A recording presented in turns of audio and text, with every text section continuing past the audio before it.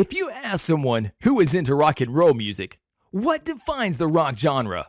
One answer you should get from a true fan should be guitar solos. The sweet sounds of guitar strings bending, slides, and insane shredding. Those lovely sounds made our 80s and the 90s and still makes us feel on top of the world. But there are so many, it is hard to pinpoint the best for newbies who have just embarrassed the rock music. So in this video, we have put together a list of the 10 best guitar solos of all time. Let's get started. Number 10. Voodoo Child, Jimi Hendrix. Even if you are a non-guitar kind of guy, just the first few notes will make you feel there is something about the way Jimi is playing that guitar. It feels and sounds special. The disoriented pattern of oscillating wah sounds comes from the wah-wah pedal.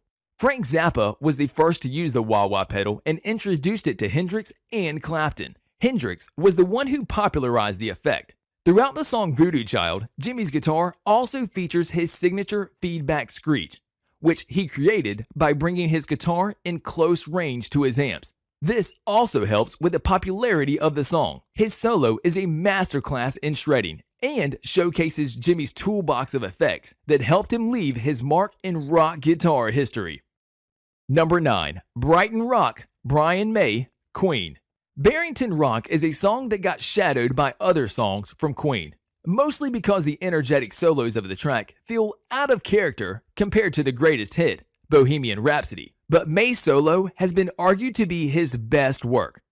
After 2 minutes into the song, he starts with slow, triplet runs with echo and delay for a minute and runs into the shreds and blues riffs. It only gets better with the energy of Roger Taylor, the drummer of the band. Number 8. 1. Kirk Hammett, Metallica. Hammett's solos are always breathtaking in Metallica songs.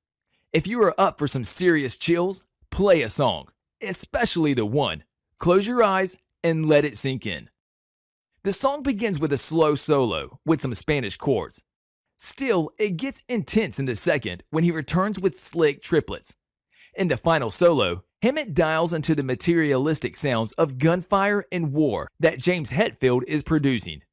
Later, he switches to some blistering fast triplets and throws in a few bends. No doubt this performance and composition won Metallica their first Grammy Award. Number 7. Purple Rain, Prince. Before Prince dropped Purple Rain, he assumed that he is more capable of creating pop hits like Little Red Corvette or I Wanna Be Your Lover. His 1984 album changed the perspective, clearing the fact that Prince could shred. The emotion at the center of Purple Rain's guitar solo is a big reason why it's so memorable. It's at once evocative of the plain, haunting Prince, yet hopeful that the rain will cleanse him of his sorrow. Number 6. Freebird, Allen Collins and Gary Rossington, LYNYRD SKYNYRD. No guitar solos list can ever be complete without the Freebird. The song may be considered overhyped, but the second return of the guitar solo feels righteous. As guitarist Gary Rossington and Allen Collins duel solos back and forth, they use bends and hammer-ons and have an absolute shred fest. As the solo goes on, it's almost impossible to stop yourself from dancing along to this southern rock anthem. This solo left an undeniable mark on the guitar world. Every time they go live on stage, you can hear people shouting, "Play Freebird!" Number 5. November Rain, Slash, Guns N' Roses. If it weren't for Slash's guitar solos, November Rain would have just been another rock ballad from its time.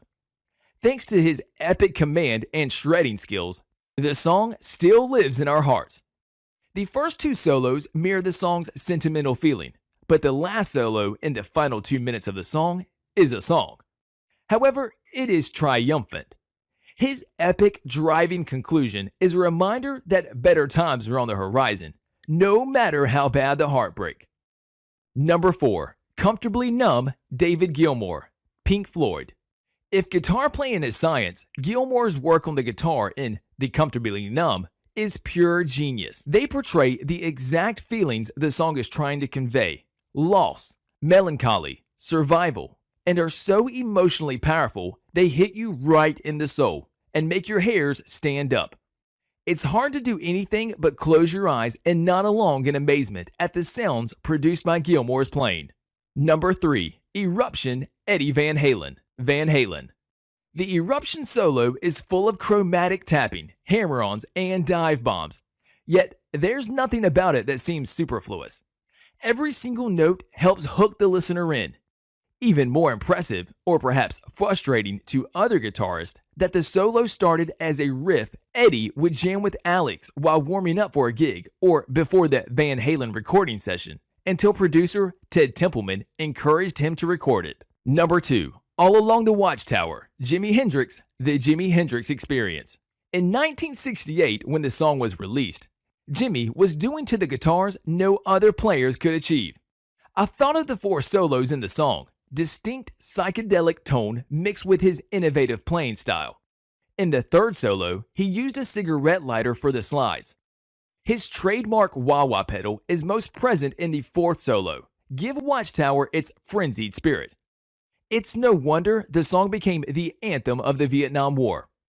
Number 1. Stairway to Heaven, Jimmy Page, Led Zeppelin. When it was released in 1971, Stairway to Heaven made it to numerous lists of the best guitar solos in the world. And little did we know it will maintain this spot long after that. The solo begins on a string acoustic guitar, keeping things slow and melodious. With about 2:07 left in tune, Page switches to electric guitar and starts his gnarly solo, filled with the bends, hammer-ons, and pull-offs that have made it a classic, all before crashing to the song's dramatic resolution. Here it is, guys. I hope you enjoyed today's video. Make sure you comment down your favorite solos. Please hit the like button and subscribe to the channel.